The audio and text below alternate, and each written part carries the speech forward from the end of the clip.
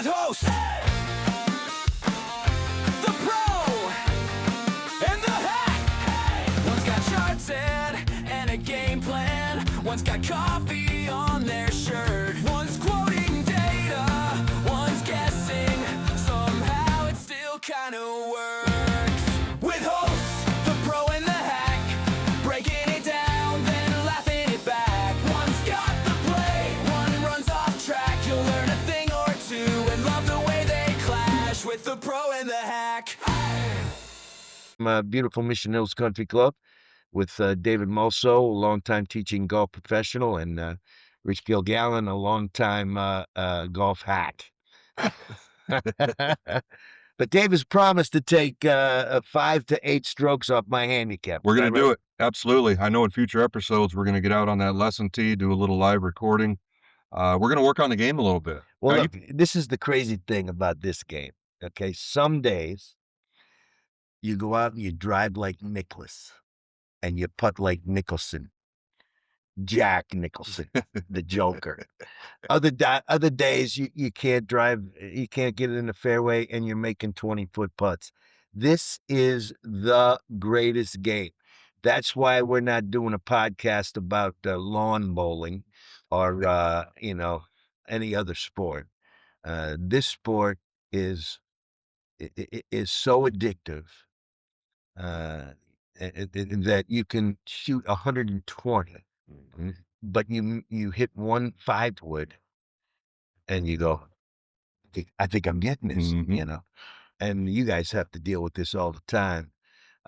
Is it as a golf teacher, do you find that you have to build up most of your students, or do you have to are you settling down some of them? You know what I'm It saying? depends on the level. Most of them, and it even goes up to a professional. I had a couple of years, for instance, we had the LPGAQ school out here, Yes. level one, and I had worked with a gal named Sophia Warren. Mhm. And fundamentals go.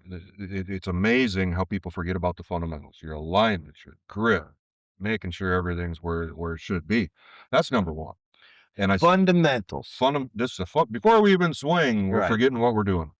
Well, we talked about this last week. People look at people playing golf that have never played golf, and they think, "Oh, the ball's not, it's not like baseball where they're throwing it at you. Right? It's just sitting there on a wooden stick. I mean, you got to be able to hit it. But if you take somebody who has never played and put them on a driving range, they will swing and miss that ball several times before they hit it. Throw the club and give up. You know, it's it's an amazing thing when you talk about throwing the club. Jack Nicklaus used to tell the story Mhm. all the time. I only threw my golf club once, and my father grabbed me and he said, "Jackie, if I ever see you throwing a club again, you'll never play golf again." And he said, and I've never thrown a club since. Yep. That was during the British Open. They ran that little interview piece. Yeah. Not 10 minutes late, Nicklaus is in a bunker at the British Open. leaves it in, gets it out. Whoosh! There goes the club down the fairway. I go, oh my goodness, he couldn't have timed that out any better. And it does, it gets you. How about let's address this? Because this is, I think, something that is not addressed enough. And that is managing your anger on the golf course. I mean, it's such a big issue. It's not tolerated at fine country club, Absolutely. but there is that issue when you're playing with somebody and they make a bad shot, the club goes flying over your head. Mhm. So, do you bring that up, to your more hot-headed? Oh, absolutely. And you can tell it within the lesson. They'll slam a club or cuss at themselves or something. What are you doing? Yeah, Why are you beating yourself up like this? Palmer mentioned it one time. I guess the guy threw a club and he looked at him and said, "You're not good enough to throw clubs." great answer. But it is, and it's a big part of the curriculum we have. Yes, The mental side of it, it's 95% of the game. it is. Your attitude, it goes a long way into how you're playing golf. Now, sometimes you can you can use, I don't want to use the term anger, but anger at yourself. Mhm. You can use that for maybe an extra 10 yards off the tee. I've seen players do that. They have a little what we call in the parlance red highness, Mhm. okay, when they miss a 10-foot putt or a 5-foot putt. But the throwing of the club etiquette, golf course etiquette is so important to the game. Otherwise, people would be hitting you can't play defense in golf. Mhm. You can't see the guy coming up, you're one stroke down, you can't hit him in the ankle with the 5-iron, those that's not allowed inside the rules. It's a good thing, really, or who knows what this game would look like if you were allowed to play defense. And so as you teach these, the people, and you're working every day teaching, you mentioned fundamentals, you mentioned, stance, and of course, the main thing that I see, and I'm not a golf pro, is I see a lot of amateurs who force the pressure point, their thumb, on the club itself. And now, I was taught that that will promote an open face and a slice at Well, there's a lot of things that could happen. One is, really watching on your lead hand. In fact, I just brought a club here because we're going to get into our lesson drill. I'm going to give a drill here just all real quick. right. But on that lead hand, really watching how that sets on the club. Yeah. Most folks are going to have it way over here. That's Well, very this weak grip. yeah, the bottom, the bottom. I'm talking about the top. I'm Oh, talking you're about talking the about your people. trail hand. Yeah, I'm talking about the people that insist on, and you can see the tendons in their arms Oh, yeah. because and you got to have a loose grip, don't you? Absolutely. You want a very relaxed grip, especially in that trail hand. A lot of people will tuck it under. They're trying to, be way underneath. They're trying to fix a slice or something. That's quick fix. I don't believe in Yeah, those. you don't believe in quick fixes. No, no. Now I'll give, somebody's got a little tournament or something going on. Well, okay, there's a thought to try to help out a little bit right off, but Well, not what I'm teaching. see, this is what I love. I'm talking to a real teaching pro here, not the guys I play with who all think that they're teaching pros. You know, you'll hear the quick fix mentality. For example, if you're hooking it, Mhm. to take it back a little to the outside at an angle instead of straight back, which I That's where those alignment rods come in handy. They're the best aid out there, and hardly see anybody using them. yeah, Lay that thing down your target line and just take it back and swing down that alignment rod. And that's you're on the you're range. feeling your path. Yeah, on the Right, driving range. yeah, Yeah. And you start feeling path. But back to that grip. yeah, It if you're watching on your pressure points, there's 3 of them that I'll focus on. The big one is in your lead hand. yeah. For us, that'd be our left It's hand. in your pads, right? Pinky. Right here. Pinky. Force pressure right here. Keep everything else relaxed. Right. Just relaxing, man. My Giovanni over here. And then on this one, definitely keep your trail hand relaxed. Yeah, So many times you see him doing this yeah. on the downswing, coming over the top, early release, hit it fat, all kinds of things can happen. Well, So the the grip's first thing, very, very yeah, important. and the first thing you should know, as I used to say when I was sponsored by the local club professionals, don't take a lesson from your husband or your wife. Okay, consult a teaching professional. There's one at every course in town, particularly at country clubs, even daily fee places. Everybody Absolutely. has a teaching pro. You want to get better. You gotta get the only way to get better is through working with a club pro. Now you could go from a 18 handicap to a 13 handicap or a 12 handicap. If you're a 5 handicap, you might, be able to get it down to a 2 or even a scratch if you have a golf professional working with you. And there's no real other way to do it, to really get better. And people balk at that. Oh, absolutely. You They know, got to remember. well, I shot 100. I'm going to shoot 100. I mean, Right. I'd kill myself if I shot 100.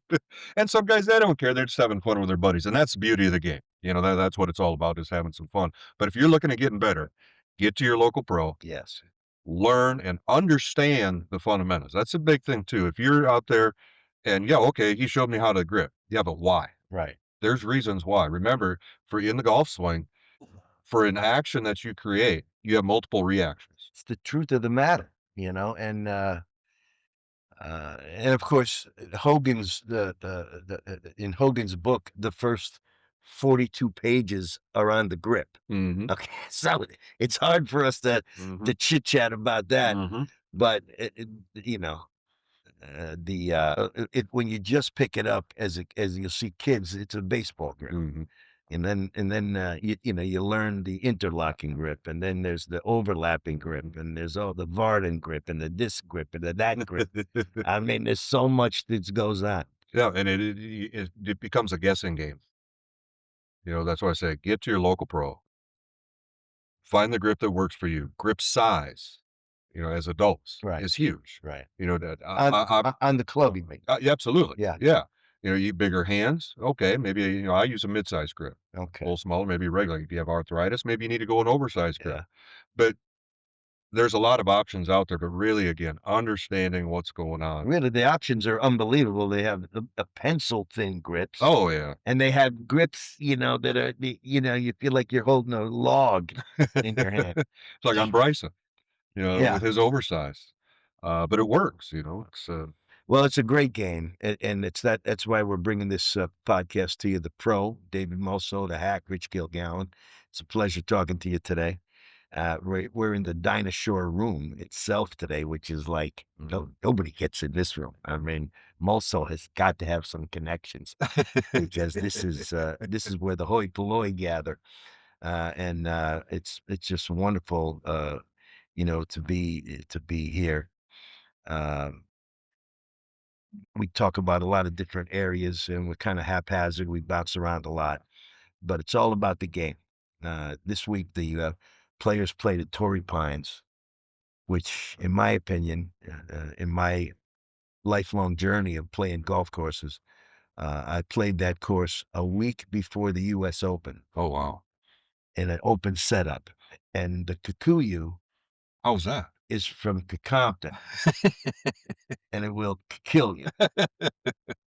I mean, we had a guy lose a wedge, and not a golf ball. He lost a golf Lost the club. entire club? Yeah, we had to go over there, 5, Oh, 4 no. guys with our feet around the Kikuyu trying to find his wedge. And so how they shoot, and here this is an interesting thing as well. I mean, we had a record-setting finish by Justin Rose. Yeah. I Love it. believe, if I'm not mistaken, Tiger won that Open at even par. Or 1 under maybe, That I don't recall. yeah, so, I mean, that was, anywhere it was right around par, you know? Well, it's awfully good to see him just rip it up. Those first, couple days for Justin Rose, it's unbelievable. Well, he He he, was uh, he zoned in. slept on the lead and took it to the house, Yeah, and you what's know? really nice is to see the 45-year-old versus the 25-year-old, and he still kicks some butt. I He know, was well, when you're raking when those you're drives. 75 years old, that always feels better. When the 45-year-old guy beats the young crumb snatcher, Right? the flat bellies, we call 'em. But it's so beautiful, a golf course. If you ever get the chance, to play Torrey Pines, don't pass up on it because it really is quite astounding golf course. Absolutely. That was the year where Tiger and Phil played, Thursday and Friday together. You wanna talk about a crowd. I mean, that was unbelievable. Yeah, a lot of history there at that course as well. And so that was fun. And now this week, the circus comes to Arizona, and, Let the games begin, huh? it's just I don't know if you could take it every week, but to be that kind of a party, if you're not aware, it's the largest crowd in tour history. They sell more tickets and have more people in the course than any other tournament. They don't limit it. They have 30, I think 30,000 seats around 60. Oh, it's unbelievable. It's like a Yeah. Fenway The Park. entire hole It's is like having a hole in Fenway Park. right. And if you, God forbid, you make a hole in one there, you Duck your head. better duck You're gonna your head. have all kinds of stuff Water thrown. bottles, beer cups, everything comes flying at you. Or even worse, if you miss a 5-footer for par, Mhm. that crowd will let you know in a hurry. They will boo you right out of there. So it adds a little bit of tension to the week because you know it's coming. There's certain holes on certain courses that you're thinking about when you tee off on number one, you know, and certainly 16 Mm. and 17 and 18 in that finish. That's a great course to play, and they leave a lot of that infrastructure up Mhm. for the people that go out there to play it. When the tournament's over and all throughout the year. So it's really That'd be a treat. I haven't been out there to play it, it's but a, yeah, that'd be a treat. it's a cool I deal. Those love those layouts. last 3 holes or something. So I don't know. Scotty playing? I didn't see the list. I haven't even looked at it either. I would assume so, but, Because if he is, he's going to win. Okay. I yeah. mean, the guy's a winner. You might. Uh, it's Dave Mosso and the coach. It's the pro and the hack. We are up on everywhere. Where are we up, Dave? We are on everywhere, up everywhere, YouTube, iHeart, wherever you listen, we're probably up there. So, ask Google, she'll find you too. Uh, be sure to click, subscribe button Yeah, if you just would. We subscribe sure button, and appreciate it's that. free of Like us on charge. yeah, If free it's of free, charge. it's for thee. Okay. Absolutely. So give that a click. Be sure to like us on Facebook. We're up on all social media as well. Uh, yeah, that's pretty cool. We gave an introduction last week of some sort. That show is available, Pro and the Hack. If you didn't see the first one, you might enjoy that. And we live in Golf Paradise, and I say this every winter. It seems to me, when I lived on the East Coast, we wouldn't have a reservation. We get in the car, and we drive until it was 70. Okay, 70 degrees. If we got to North Carolina and it was 45, keep going. Keep going. Sometimes we had to go all the way to Miami. Sometimes you could stop at Jacksonville, sometimes Orlando. But if you're going to leave the East Coast, northern East Coast, or the Mid Atlantic, and you want to play, I don't enjoy playing golf at 38 degrees. No, Do you? no. I mean, I've done that if you before. have to, you do. You're from, Well, just I mean, you in lived in Kansas. Minnesota and South You're right. Dakota, so I mean, I remember even in Kansas City, froze, surface grounds all froze up, ice on the ground. You're still going out there. You yeah, want to get out the pro shop, yeah, oh yeah, yeah. and you start hitting a shot. Boom, you're getting zingers going up the shaft from Oh, the frozen ground, and yeah, no, yeah. I don't See, want to do it anymore. and there's no reason to do it out here. In fact, many years ago, when I was 49, I was playing the Palmer at PGA West with my dear buddy Billy, and it was raining. Mhm, And it's odd to play in the rain out here because it's so rare. mhm, And I wasn't feeling 100% right. I thought I was getting a little chest cold. yeah, So we're playing in the rain. I finally said to him, Billy, let's go back and play tomorrow. He goes, no, no, no. He's from the East. Now, when I played with him in the East, we had a cart cover. right. We had two butane heaters that you put in the cup holders. Yep. You were dressed for it. So I get back into the clubhouse and I'm like, it just didn't feel good. That was my first heart attack, which I had playing golf, of course. Why wouldn't I? But I do remember the there's times when you have to play in weather if Mhm, you're a professional. mhm, You got to play in wind and you got to play in cold, and you got to sometimes if you're playing in the open, you're going to play in rain. mhm. Occasionally, you play in a snow flurry. You never know. You never know. It's a all weather sport for the professionals, but not for the amateurs. We're Okay. play I played in I can't remember where the heck was that, Texas somewhere, and, raining hard. Got the wetsuits on, so now everything is all congested, you Right. can't and I didn't bring any extra gloves. You 1 got to glove. go gloveless. Well, I had 1, Yeah. and I'm trying to wipe down. I'm trying to stay as dry as I can, and I'm on a par 3, 190, 95 yard. Got a 3 iron, wind, rain, so it's playing low. And that darn club went flying out of my hands Right out. slipped right out of my hand. Further than the ball, or No, no, I got lucky. I hit the ball. I caught the ball, and it was up on the awesome.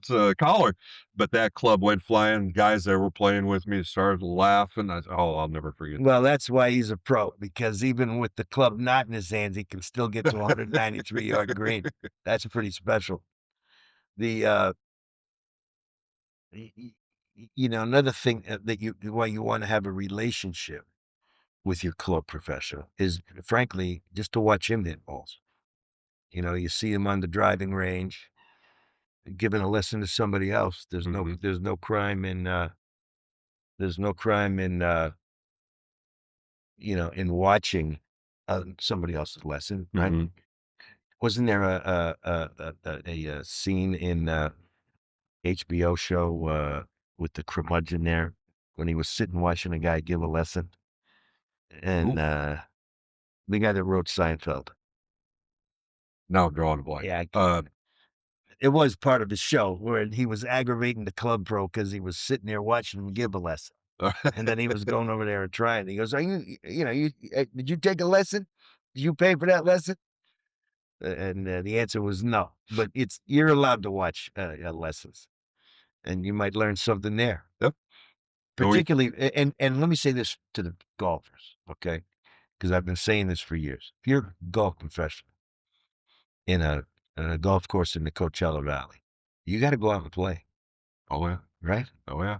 I mean, get your members, get a couple of guys, and go out there and play with. So I tell you, those men, they just love it, and you go out, you meet them a little more, as far as getting to know him a little Yes, better, yes, and it's amazing. All of a sudden, you find out he was CEO of GE, yes, or whatever it may be, sure. and yeah, they just love it when you get out there and play. And even if it's just for 9 holes, to Yeah, just get out there. I highly, highly recommend that because you're a golf professional, and you and I both know that oftentimes the work that goes on in the clubhouse, daily fee or country club, doesn't matter. There's a lot to do. A Mm. golf professional isn't just about golf. Oftentimes you're running the business. Oh, You're absolutely. running the pro shop. You got a restaurant. You got your eye on. Mhm. There's a million things to do. Inventory. I see a lot of golf pros counting shirts. I did It's it just part. end of the month. It's Our just part of the director of deal. golf is Yeah, in the shop yeah. counting shirts. And that's another thing. Here at Mission Hills, okay, and this is what you notice. You have a general manager who's a wonderful guy, and the director of golf, and they walk it through the restaurant. They're busting tables. Oh, man. I mean, they don't mess around. No, This is not nose up in the air. That's not my job. This no, is no. all hands It's on deck. it's everybody's job. All hands Piece on of deck. trash is down, you pick it And up. I know you get that feeling. You You're right. really get that feeling, particularly at Mission Hills in the Rancho Mirage. So we got now we have some changes in the leadership positions. Mike Warren, of course, was the commissioner of the LPGA for Mhm. many years. And now, if I'm not mistaken, he moved up to the USGA. Ooh, good question. I'm not positive. I'd have to check on that. I'm not positive. But whatever the case, we have a new commissioner of the Mhm. LPGA. We Tell, do, yes. tell us a little bit about it. Mr. Kessler, he was down here in the valley. We have over at Indian Wells, we've got the Epson Tour, Yeah, which is kind of like the PJ version of the Corn Ferry. right. Great crowds. Beautiful facility over there. LPGA. The LPGA, Yeah, yeah, yeah. And a little scuttlebutt talking about possibly bringing the LPGA back to the Coachella Valley. no, that'd be awesome.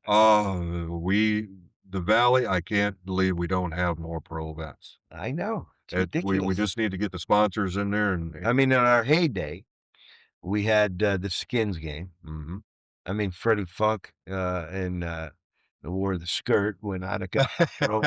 I remember that one, yeah. And we had the one year at Landmark when you had to verify your skin. Mhm. Nobody did, and Norman won $1 million on the 18th hole. Mhm. We had Battle at Bighorn. the battle at Bighorn. Of course, the legend is that Trevino and Nicholas were driving up to Bighorn, and they went by the 7-Eleven, which has a clock and a thermometer, and so Nicholas looked out the window and he said, "Oh my God, Lee, it's 120 degrees." And Trevino said, "No, Jack, it's 125 in the afternoon." I said, "Oh, okay. All right. Phew, I thought it was 125." And we had, of course, we had Q School Yep. here, which Mhm. Started once or twice over at the Gary Player. One year I was the starter for them, and always enjoyed that. And but the Jewel and of course the Bob Hope. Let's not Oh yeah. diminish that. But the Jewel in this community was the Dinah Shore. It just was. It was a major championship, and believe me when I tell you, it was played on a major championship track. Oh yeah. Uh, you didn't see very many 2500s on that track. And it is a Desmond Muirhead jewel initially, and the back tees are still out there. I think it's either 616 or 626. I mean, you know what it's On 18, yeah, yeah, something like that. yeah, Yeah. and that was in 1971. So Mhm. he was way ahead of his time. So that was the big beast. And it was just amazing to see the crowds, and I mean crowds, man, and there was electricity in the air. Mhm. On the first tee standing there, when, a player of, Hall of Famer or something would walk off the putting green and come towards the first tee through the tunnel, and your body started to crackle. The electricity would start, Yeah. Yeah, and the excitement of it all. and the fans had their favorites, And of course, I miss the tradition too of Poppy's Pond. and Poppy's Pond. Yeah, and of course, Poppy was Terry Wilcox, the longtime pro here, and later became the tournament director. Mhm. Gabe Cotting took over after he retired, and it was something. It really was. Volunteers everywhere, Mhm. electricity in the whole community. And honestly, we missed that. I mean, California kind of let us down a little bit with the taxes and everything else. I've seen I was even looking at the, Champions Tour schedule. You know, we only have 2 tournaments in California this year on the Champions Well, this Tour. is part of the reason. Part of the reason, not to be political, but uh, if say the purse is $1 million for the player, the male player. Okay, so his caddy gets 100, Mhm. and now the state gets 100, and never mind the federal government; they Mhm. get their percentage. Oh, plus, your managers, Yeah, agents, but everything else. if you play the same event in Texas or Nevada, you're going to make 100,000 more, Mm. and that's hard to not go on. I don't really blame them. I wish they didn't, but they did, Mhm. and it's a little tough, I think. So anyway, having said that, someday maybe they'll come back. I think so. I think so. We'll get them. Well, be sure to send in your comments, any questions, that kind of thing. We're gonna get into a little bit more of, on the instruction side as well here. Yeah, we're going to be outdoors maybe for a show or two. We'll be out And there on the range with the hack. coming up also, yeah, we're gonna work on that. We're gonna show you some, video, get you up on our video software, and so you kinda see your Well, swing a little well, bit. before you, yeah, this is the software now. This is amazing to me. You swing and hit a club. You don't even have to look at the ball. The screen tells you how far it goes. Mhm. How does it do? How does it know that? I don't It really but it just it does. does. It's 7 absolutely iron. and that's just that's just the start. They're giving smash factors, angle of attacks, what Right, that with spin rates, right, everything is all in right. there. Then you get a few more buttons And and then it'll you show you where to and hit it on the your green. skill set is to understand that Right. and to see, okay, you want a more spin or you want less spin. Mhm. Because spin is your friend or To your an enemy, extent. or your enemy. Or you're enemy, Yeah. exactly right, exactly right. So if you're when you're driving the golf ball, you don't want much spin on the Mm. drive. No, Less spin the you better. want kind of a knuckleball out there. It's Right. all about the angle of attack coming on through that as well. But if Uh, you're coming in from 125 in, you want some spin, mhm. but you want to manage the spin. That's where you guys come in. That's it. And we use TrackMan out here, go through, get certified, that whole deal. So we know how to use that whole platform. And then we're talking about the spin and all. Well, we use that also within our club fitting. Interesting. I had a full bag fitting the other day, and it's absolutely amazing. He came in from Virginia. He's a guest of a member, Yeah. so he had to use some rental clubs. But he's about 6'1", 6'2", that kind of a thing. Pretty good swing. Yeah. Got him fitted. We went in a little more extended, tweaked the head a little bit on his irons. Yeah. within 10 minutes, he was hitting that ball an average of 15 yards further. Is that right? Spin rates, how that shaft comes into the ball based on his swings. I didn't change anything in his swing. Interesting. It's absolutely amazing. Then we get to the driver. Well, he was hitting his old driver. He was well over 3,000 on spin rate. Well, a little bit to do with his swing. He had a Yeah. real steep shaft angle coming into it, catch a little high on the face. But made that adjustment a little bit, got that spin rate down to about 2,100. Well, How far does it go? That about another 25 yards. isn't that amazing? It was just unreal So on the shafts and heads. the more spin rate imparted from the driver, will diminish distance. You want to diminish. You know, we always catch it just a little bit on an upswing. Yeah. But yeah, you don't want a high spin rate with that driver at all. We're not afraid to go into weeds on this show. Okay. This is a show for golfers who like in-depth analysis. And maybe we'll have people send in their swings. Yeah. Absolutely. I'd love to see that. Got a lot. I've got folks look all the way up into Canada sending me videos down Yeah. all over the place with this software. So you just get in touch with us, send it into your comments, questions about it. We'll get it up. And isn't it amazing the use of the video camera when you actually see it from behind? Oh yeah. And then you begin to feel it, you know. It's absolutely huge. The thing that I see is that if you have swing issues when you're 13, took a lesson, you're gonna have swing issues when you're 23 Sure. and 33, and that's why it's important to try and address them because it's not that it's about position and the club and you look. There's a great meme with Sevi.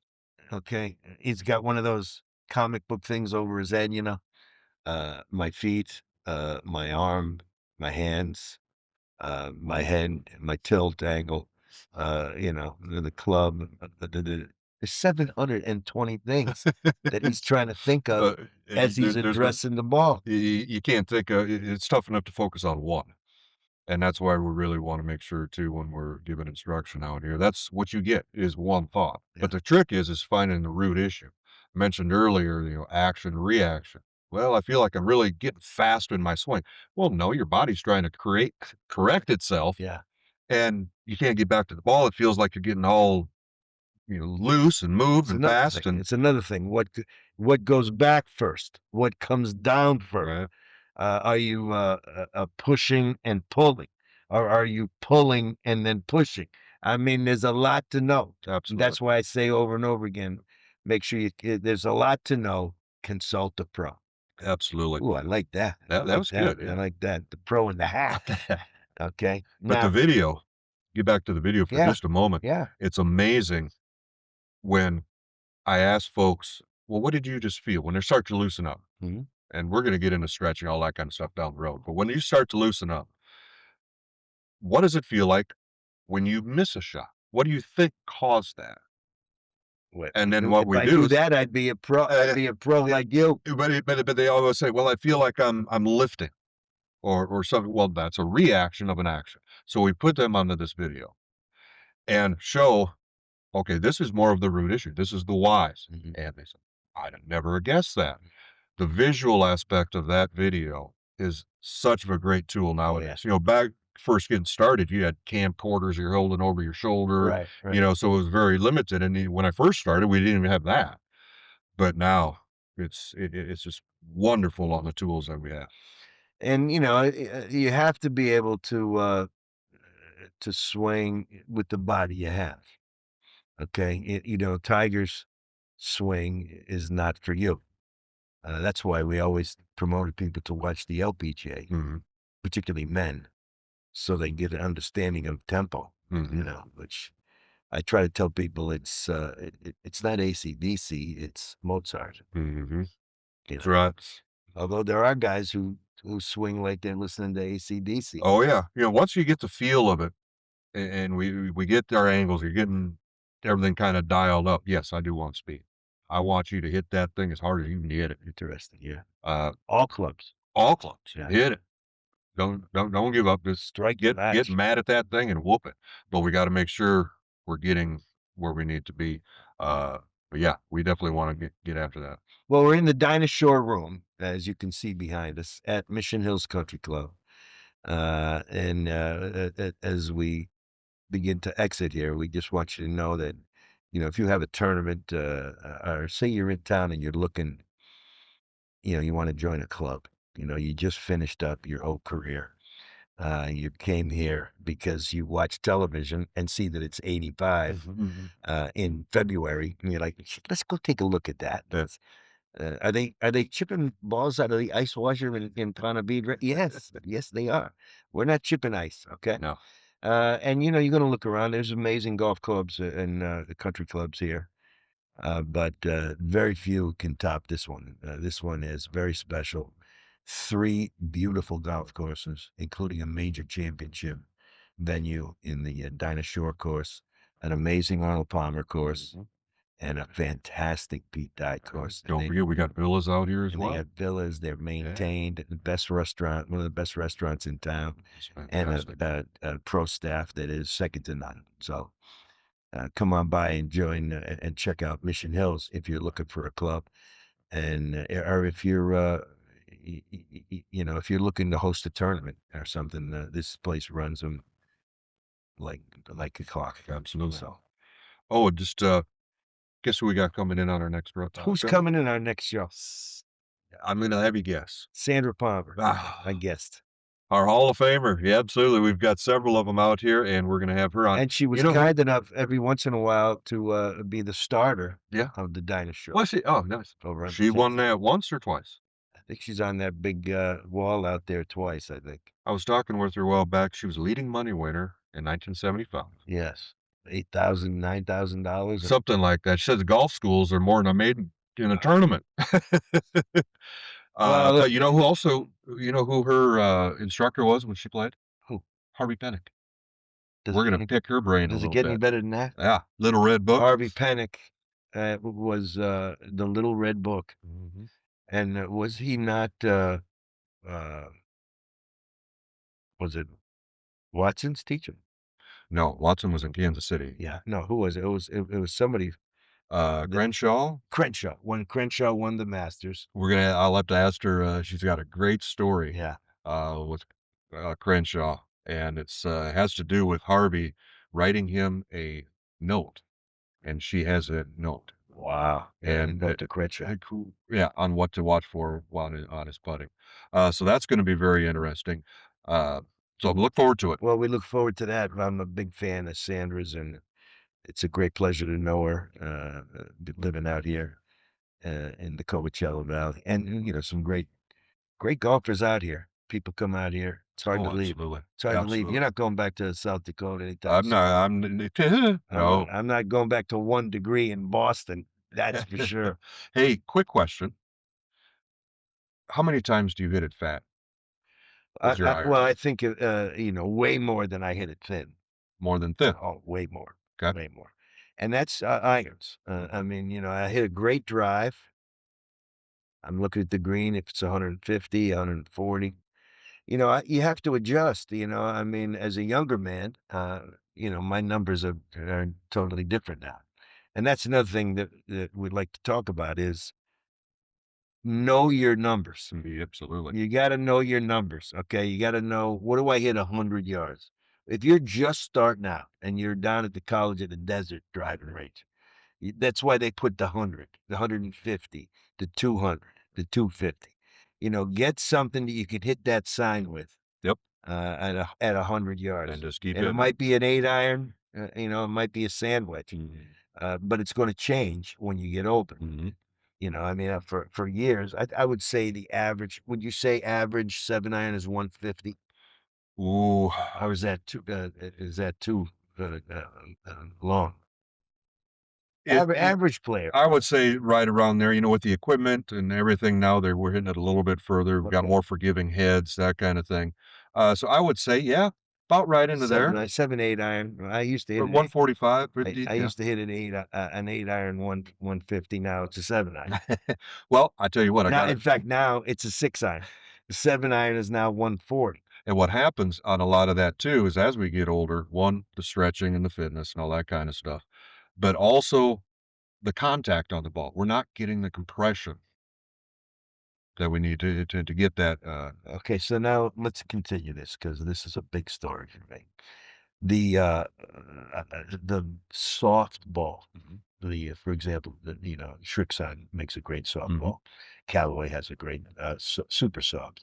I find that I feel like they go further because I feel like I'm compressing them more. Is it easier to compress a softball for a Well, a lot of that is feel. It's on the cover of it. Yeah, and you might lose actually some little distance on a softer ball, Mm. possibly. Um, Folks like that a little more because of the feel on the green. Mhm. They like that. Well, that Bellata was king here for a Oh, while. yeah, and then you always had the Balblata 80, 90, and 100s. Yeah, Well, that was if it was hot out, you hit the 100s because you can compress it, right. or the lower one, excuse me, and then it got cooler, you hit the 100. But, The only problem was if you sneezed on the ball, it tore. you go through about 1 every 2 holes. Yeah, I know, that was the interesting thing, but there was never a better putting ball. I don't Oh, that was fantastic. The one I really liked was the MaxFly HT. How about that? Pull I that back. that was I love that Balata ball. Wow. That was, just as long and just, it seemed to have lasted a little longer, Well, you know? and when you hit it up the driver, you don't even feel it. No. I mean, it's just click Yeah. and up it goes. See, these are all things you wonder about if you love the game like we do. There's all kinds of there's balls, there's clubs, there's sand wedges, there's how do you get out of a bunker? There's this whole stupid thing with the putting green and the two fingers. Train your eye. You got to train your eye. Train your eye. And as we talked about last week, before you ask uh, somebody who you're playing with, what does this putt do? You know, make sure you understand that you're both going to hit it at a different pace. Mhm. So it really does no good, if you ask me. I don't want to know. I don't want to know your information. Yeah. Everybody thinks they're, Harvey Penick in your group. I don't know how teaching pros handle each other out there. That must be funny. Oh, well, yeah. It get interesting. Yeah, I think you're pulling it back a little too far, you know? Yeah, okay, just go sit in the car. Well, let me just say on a personal note, what a pleasure it is to be here in Mission Hills and to have a partner like David Mosso I've known for many years. I know his family. He is, as you can tell just by listening to him, he loves the game. It's made it his life and his life's work. And as has almost every golf professional here in the Coachella Valley, and we have There's a lot several of hundred here in this. just a wonderful section here. It really is special, and it's fun to do this. And we'll do it every week. We'll put on a different one every week, and we're building it up. It's going places. We're in the actual Dinah Shore room today, which is Quite a I don't know if treat. I don't know if you can feel this $10 million table we're sitting at. Thank you, brother. Hey, absolutely. Appreciate you, Dave. God bless you, Absolutely. brother. There is one other little thing I would love to do. Let's talk about it. Tips. Golf tips. Yeah, We talked a little bit earlier on if you were hitting it fat. right. So your question to me was, are you? The answer is yes, too many times. I hit a great drive. I got 135 left. I take out an 8 iron. And get behind ball. I got a tip for you. All right. And now a lot of folks, if you're just listening on iHeart, whatever, we've got just audio, but also go over to YouTube so you can see the video. I'm going to get a club here. Bear with me a second. Grab golf ball, tee, and I'm going to explain something here. Just a moment. Oh, you got a hula. Got a little hoop here. All right. Now, what this does is it kind of represents the arc of our swing. This is going to be our low point, right? Okay. So now as we're swinging through, got a little low point here. So here's the ball. Is that This is where the ball would be, right on the bottom. Get it up there where we can see it there. So let's say that's the ball. right? Okay. Get my golf ball here. Bear with me a second. And I'll explain something why we have a tendency. Here you go. I got one right here. I got an American flag ball right here. Well, that's a good one. Oh, let's use the stick. So we'll hold that up, kind of put where they're right there, where the golf ball would be. Okay, so here's our golf ball, Right. right there. Right. Where's the low point? Here? No, Here about an inch in front of the ball is here. is way up there. So everybody's hitting way back behind the ball here. their angle of attack. The angle of attack as we come down into the ball, catching the ball We're first. coming down. Well, okay. So okay, we're going to hit the ball that way. Okay. So as that club is coming down, Yeah. most of the time they're releasing back here. Bounces into the ball, you hit it fat. I know. The low point is about an inch in front of the ball. That's why all those guys and gals out there are taking that dollar divot. Yes. The club continues on a downward path. This is angle of attack. This is where we're going to get some compression. So what are we trying to do? Lift the ball? No, never I lift know, the ball. but I mean, and when we hit it fat. Well, the problem with that is lots of times people have an early release. Yes. They might have spine angle issue as they're rotating, falling back. A lot of things could be 30 happening. things going on. Right. So, but a great little drill to start to get the idea of catching ball first. Okay. And before I get into that, remember this: down equals up. Okay. You hit the ball down, it's going to go The up. club head has to go down in order for the ball to go up. That's why So you have loft. we've got exactly right. So now we got the ball where we need to. Now, what I want you to do is use a tee. This is so simple. Yeah. Put about an inch in front of the ball, so that the top of the tee is all the way down on the ground. Right. You can see it, about an inch. Okay. And what we want to do is Try to hit the tee. you're trying to hit the tee up out of the ground. Come on. And this changes. Come on. This changes your angle of attack. You're going to feel Okay, a different move in the body. how far in front of the ball should you place the tee in the ground? About an inch. Now, make sure here, we're going to fall back to fundamental here again real quick. Make sure start with the pitching wedge. Yeah. Good ball positioning in your stance. Play it just back of center. Okay, So so got to pay attention to that. Don't play it up too far. A pitching wedge is just back of center. That's right. So we're really making sure that we got good fundamental on that, good ball positioning. Put that tee about an inch in front of the ball. Okay. And try to hit. Don't focus on the ball. Focus on the tee. The tee. Then, as you're practicing that, you'll start to feel it, and all of a sudden the divot's in front of the ball. All right. Okay. All right. You don't want to divot behind the ball. No divot's You behind want the to ball. hit the small ball first. That's right. Okay. So Don't now hit the big ball first. now when you go out to the golf course, Now you have something to do. we got something to do. Now here's a good pre-shot routine. We're going to get into pre-shots and all that as we work down the road. Yeah. But stare at a piece of grass an inch in front of the ball with your irons, and continue the same thing. You can't do that in a match. Right. But you But can you do can it look on at a the piece of range. grass. Yes. Absolutely. Great little pre-shot, great little Well, when drill. you talk about free shots, the greatest was Nicklaus, and you can see it over and over again, is that he is looking at the target from behind the ball. First of all, how do you make a golf swing without standing behind the golf ball? You have to. I mean, You got to find your target line. I mean, I'm not a golf teacher, but I tell people that, hey, get behind the ball, look down the fairway. You can't, your left eye is goofy. So, a pre-shot routine shuts the left side of your brain off so that the right side of your brain can swing the golf ball the way you know how to swing it. And you should have a trigger, like I have a trigger where the last thing I do, I get behind the ball, I look out there, not like Nicklaus, because Nicklaus would look at the target, find a spot 4 feet in front of him, and then go to the ball. And you watch him, and he's looking at the target, and then he's looking at his spot, and then he's looking at the ball. Absolutely. He's looking at the spot, then he's looking at the target, then he's looking at the ball. Yeah, he'd do it for a while because he's a pro and they can take their time. You can't. Okay? Your job is to go up there. If you want to take one practice swing, okay. Don't take 5. If you take 5 practice swings, full practice swings, and shoot 100, that's 500 swings. What are you doing within the practice swing, though? What are you feeling? That's the thing with pre-shot routine. Yeah. Look at Justin Rose last weekend. You seen his pre-shot routine, right?